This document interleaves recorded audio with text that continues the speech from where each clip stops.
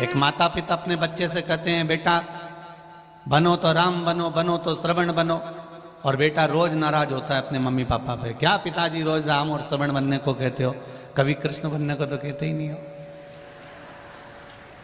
पिताजी ने एक थप्पड़ दिया औलाद में, पुत्र में, तेरे को कृष्ण बनने को कह दूं और तू गलत काम करने में लग जाए। भगवान कृष्ण को जानकर, लोग जानते तो है नहीं कि भगवान कृष्ण ने चीर की लीला क्यों करी, भगवान ने माखन चोरी की लीला क्यों करी, भगवान ने ये सब लीला क्यों करी। बस उसका गलत मतलब दुनिया ने निकाला, पर अच्छा मतलब कहां निकाला। इतने में पुत्र ने कहा मैं राम और श्रवण बनने को तैयार हूं। जैसे दशरथ जी ने पूरी सत्ता राम जी को सौंप दी थी, लाओ मुझे तिजोरी की चाबी दो।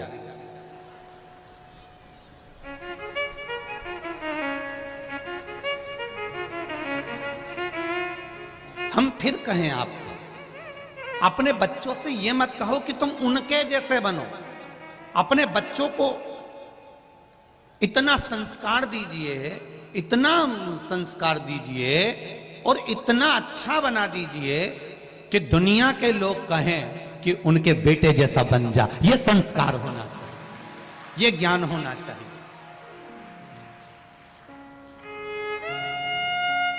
और ये जितना भी देने वाला है ना, ये जितने मेरे भाई लोग बैठे हैं, जितने लोग ये मेरे भाई बंधु बैठे हुए हैं, जितने भी पुरुष वर्ग यहाँ बैठे हैं, जितने भी जी जाओन मेरे बैठे हैं, तो उनसे निवेदन करूँगा, जितने भी भेरू यहाँ बैठे हैं उनसे निवेदन, इनका काम, मेरी माताओं से निवेदन है, ये पुरुष का काम कमा कर लाना, तुम्हारे हाथ में देना।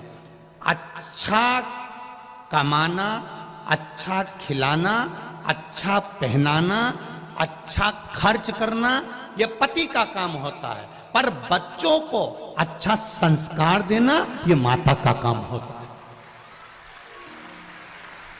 पिता दिन भर ड्यूटी पर रहता है, पिता दिन भर नौकरी पर रहता है, पिता दिन भर दुकान पर रहता है, पिता दिन भर सर्विस पर लगा रहता है। उसका काम कमा कर लाकर तुम्हारा पेट भरना, तुम्हें अच्छा कपड़े देना, तुम्हें अच्छी एजुकेशन देना, तुम्हारी पढ़ाई के लिए ज्यादा से ज्यादा खर्च कर देना, अच्छे से अच्छा ट्यूशन लगा देना, अच्छे से अच्छे स्कूल में जमा कर देना। तुम्हारे लिए एक पिता नौकरी कर कर, सर्विस कर कर, ड्यूटी कर कर, एक कमा कर, दुकान पर बैठकर, धंधा कर कर, व्यापार कर कर, तुम्हारा पिता तुमको लाकर तुम्हारा पेट भर सकता है, तुम्हारा अच्छा कपड़ा पहना सकता है, तुम्हारे लिए अच्छा मकान बना सकता है, तुम्हारे लिए अच्छा घर बना सकता है, अच्छी गाड़ी ला सकता है। पर उस बच्चे को अच्छा संस्कार देना, नम्रता देना, पिता से सही तरह से बात करना केवल मां ही सिखा सकती है। वो माता का कर्म है कि माता उसको किस तरह से डील कर रही है, माता उसको किस तरह से सिखा रही है। और दिन भर माता अगर मोबाइल पर 24 घंटे लगी रहे तो बच्चे भी मोबाइल पर 24 घंटे लगे रहते हैं। माता को मोबाइल चलाने का भी एक समय रख लेना चाहिए कि मैं रात को 1 घंटा 2 घंटा या सुबह चलाऊंगी, बच्चों पर ध्यान दूंगी। मेरे बच्चे कहाँ जा रहे हैं, क्या कर रहे हैं, बच्चों में क्या हो रहा है, उन बच्चों पर हमारा केंद्र होना चाहिए।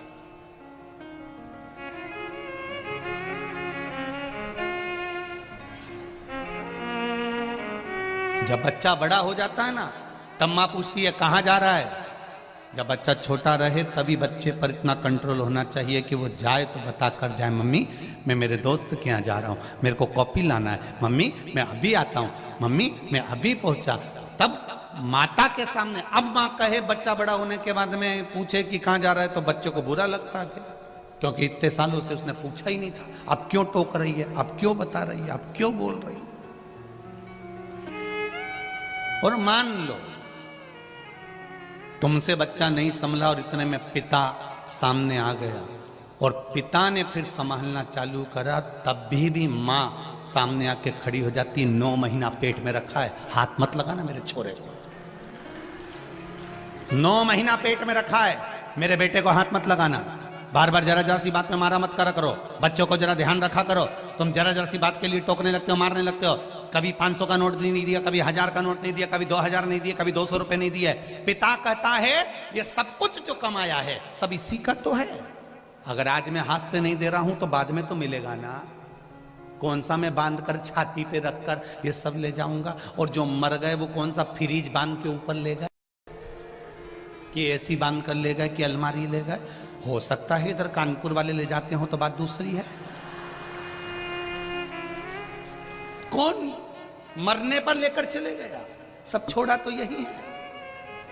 और इतने लोग बैठे हैं, अगर बेटा नहीं भी पूछता है, बच्चे नहीं भी पूछते हैं, इसके बाद अगर कोई कह दे इनसे कि तुम्हारा बेटा तुमसे नहीं पूछता, तुम्हारी बहू तुम्हें नहीं पूछती, तुम्हारे रिश्तेदार तुमसे नहीं पूछते, तुम्हारे परिवार वाले तुम्हें नहीं पूछते, एक काम करो पूरी प्रॉपर्टी उठा के कहीं दान में दे दो, तो भी नहीं देगा। औलाद कितनी भी बुरी हो, बहू कितने भी ताने देती हो, नाते रिश्ते कितने भी बेकार क्यों ना हो, तो भी कोई अपनी प्रॉपर्टी, अपनी जमीन, अपना धन किसी को नहीं देता। भले बहू गाली पर गाली दे तो भी सास मरते समय भी पूरा जेवर उसी को देकर जाती है, क्योंकि वो पाल पोस कर बड़ा करा है उसने। कैसे उसको बिना सामग्री के छोड़ दे? माँ और बाप जैसा तो दुनिया में कोई फरिश्ता होता ही नहीं है, जो देता ही देता है। माता और पिता जैसा कोई संसार में फरिश्ता नहीं हो सकता। दुनिया में सबसे पहला अगर कोई परमात्मा है, दुनिया में सबसे पहला अगर कोई भगवान है, दुनिया में सबसे प्रथम अगर कोई परमात्मा है, तो वो मेरे माता पिता हैं, आपके माता पिता हैं, जिन्होंने कुछ आपसे लिया नहीं है, आपको जिंदगी भर दिया ही दिया है। रात भर जगती है, तुम्हारे ऊपर कम्बल उड़ाती रहती है, रात भर रोती है जब तुमको एक इंजेक्शन लग जाता है, तुम्हारे शरीर में कष्ट हो जाता है, तुम्हारी पढ़ाई के लिए, अच्छी एजुकेशन के लिए, तुम्हारी विद्या के लिए वो मायके तक नहीं जाती कि इसकी एग्जाम चल रही है, इसकी पढ़ाई चल रही है, मैं नहीं जाऊंगी, अभी इसको पढ़ाऊंगी और इसका एग्जाम है। वो अपना जीवन खुद खा रही है। इतने में बच्चे ने कह दिया, मम्मी क्या खा रही हो, मुझे दो। एक ग्रास मुंह में गया था, इतने में पूरी प्लेट अपने बच्चे के हाथ में दे देती है। वो दुनिया में कोई दूसरा नहीं, परमात्मा ही हो सकता, केवल एक परमात्मा।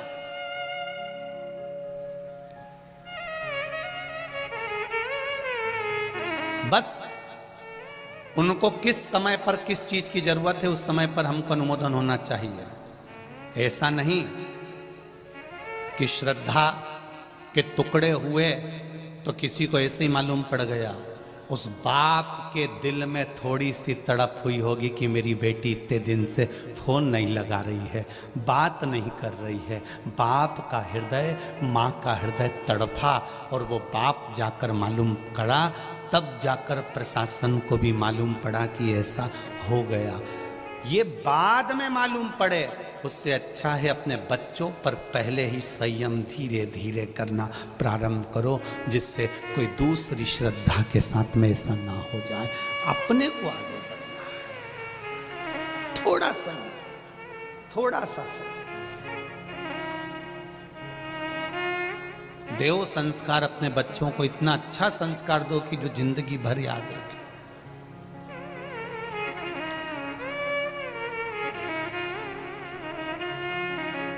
मीरा भी अच्छी थी, कर्मा भी अच्छी थी, ध्रुव जी भी अच्छे थे, प्रहलाद भी अच्छे थे, जितने भी थे सब अच्छे थे। पर संसार के लोगों को अच्छे लोग पसंद कब आते हैं? अच्छे लोग पसंद कब आते हैं? जब हम चले जाते हैं। अब लोग मीराबाई को पूज रहे, अब लोग अब लोग प्रहलाद को, नामदेव जी को, नरसिंह मेहता को, तुकाराम जी को अब पूछ रहे हैं, जब वो चले गए।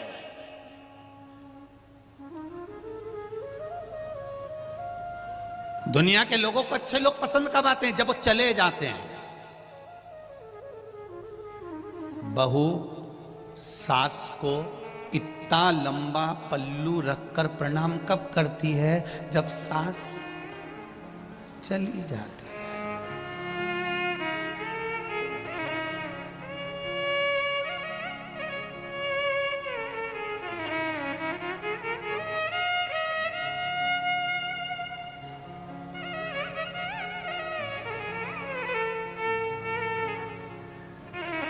हम जिस कानपुर के आप और हम निवासी रहे हैं, इस कानपुर की प्रथा रही हुई है पुरानी कि माताएं अगर घर से बाहर भी निकलती थी ना, तो एक तन पर अलग से एक सफेद कपड़ा या कोई लुगड़ा ओढ़ कर मुख तक ढाक कर तब निकलती थी। ये यहाँ की प्रथा रही हुई है। कितनी मर्यादा रही हुई है, जरा ध्यान दीजिए।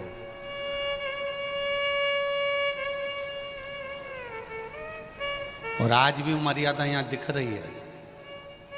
कई जगह हम कथा करने जाते हैं, लोगों का पल्लू यहाँ रखा रहता है, पर कानपुर के इस पंडाल में आप देखेंगे तो सिर पे पल्लू रखा हुआ है और कथा सुन रहे हैं। ये मर्यादा आज भी दिखती है। इधर उत्तर प्रदेश के इस क्षेत्र में गंगा के घाट पर आप इस मर्यादाओं को देख सकते हैं। यहाँ की मर्यादाएं झलकती है।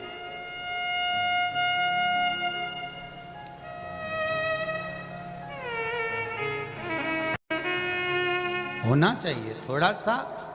अपने जीवन का एक आनंद ही दूसरा है, सुख ही दूसरा है।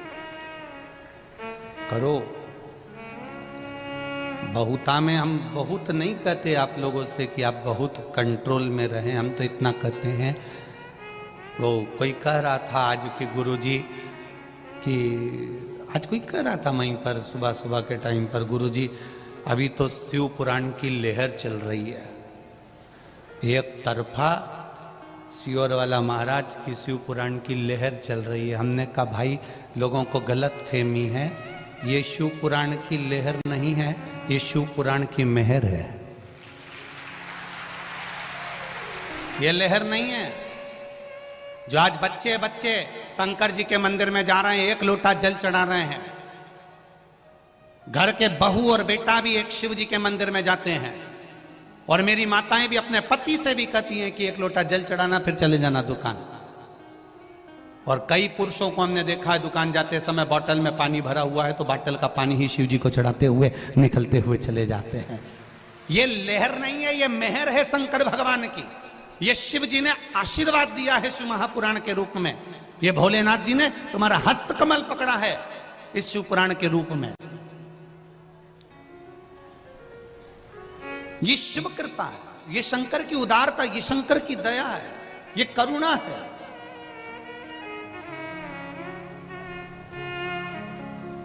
मेरे शिव को आडंबर प्रिय नहीं है, ये निश्चित है। शंकर भगवान को आडंबर से मतलब है ही नहीं। शिव जी, कई लोग बहुत सारा अगर तिलक लगा लें, बहुत लंबे बाल बना लें और बहुत आड़े टेढ़े वस्त्र पहन ले और सोचें कि हम भगवान को रिझा लें, हम भगवान के सही भगत हैं, तो ये भगवान कहते हैं मैं कपड़े से कभी प्रसन्न नहीं हुआ। कपड़े तो मेरे को प्रसन्नता लेते ही नहीं है। हम कौन से कपड़े पहने जिससे भगवान प्रसन्न हो जाएं? शिव पुराण कहती है कपड़ा बदलने की जरूरत नहीं, कलेजा बदलने की जरूरत है, भगवान प्रसन्न हो जाएंगे। आप दिल तो बदलो, मन तो बदल ही नहीं पा रहे हो, चित्त तो बदल ही नहीं पा रहे हो, आपकी एकाग्रता तो बदल नहीं पा रहे हो, आप भगवान की शरणागति तो ग्रहण नहीं कर पा रहे हो और कहते हो मैं परमात्मा को पाना चाहता हूं, मैं भगवान को अपना बनाना चाहता हूं। कई ऐसे लोग आते हैं जो हमसे भी कहते हैं भगवान तो तुम्हारा दिखता ही नहीं है। तुम इतनी बड़ी बड़ी कथा सुनाते हो, कभी भगवान आज तक हमको दिखा ही नहीं। भगवान को देखने की सोचना भी मती। भगवान को सुनो, भजन करो और श्रवण करो। देखना क्यों नहीं? कारण क्या होता है?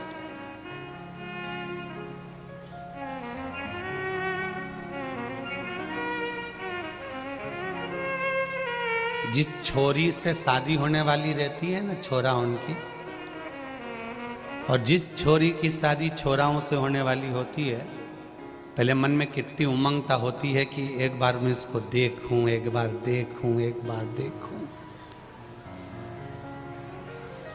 और शादी नहीं हो जब तक तो ललकता रहे कि देखूं, और जब जगदम्बा घर में आ जाए फिर भेरू तेरे को रोज का सिंदूर चढ़ा है, रोज। अब क्या कहता है? मैं तो मर जाऊं तो अच्छा, इससे पीछा छूट जाए तो अच्छा। क्यों? पहले तो तू गा रहा था तुझे ना देखूं तो मुझे चैन आता ही नहीं है। पहले तो तू ही गा रहा था, अब कहां गया? ये संसार है भाई। तुम्हारे पास में जो गाड़ी नहीं होती है, 2 व्हीलर 4 व्हीलर, जो कंपनी की गाड़ी तुम्हारे पास में नहीं है, उसको पाने की ललकता बढ़ती है। बोलो सही है कि गलत है? जब वो गाड़ी तुम्हारे दरवाजे पर आ जाती है तो 2 4 8 दिन 15 दिन महीने भर के बाद ललकता समाप्त। तुम्हारे पास में जो पर्दे नहीं होते, किसी क्या देखी आती हो तो ललकता बढ़ जाती, पर्दे आ गए ललकता समाप्त। फ्रिज नहीं है तो फ्रिज की ललकता बढ़ रही है, फ्रिज लाना फ्रिज लाना फ्रिज लाना, फ्रिज घर में आ गया ललकता समाप्त। लोग कहते हैं कि परमात्मा क्यों नहीं दिखता? शिव महापुराण की कथा कहती है इसीलिए नहीं दिखता क्योंकि वो तुम्हारी ललकता समाप्त नहीं करना चाहता। वो चाहता है तुम्हारा भजन चलता है, वो चाहता है तुम्हारा स्मरण चलता रहे, वो चाहता है तुम 1 लोटा जल चढ़ाते रहो, वो चाहता है तुम भजन करते रहो, वो चाहता है तुम कीर्तन करते रहो।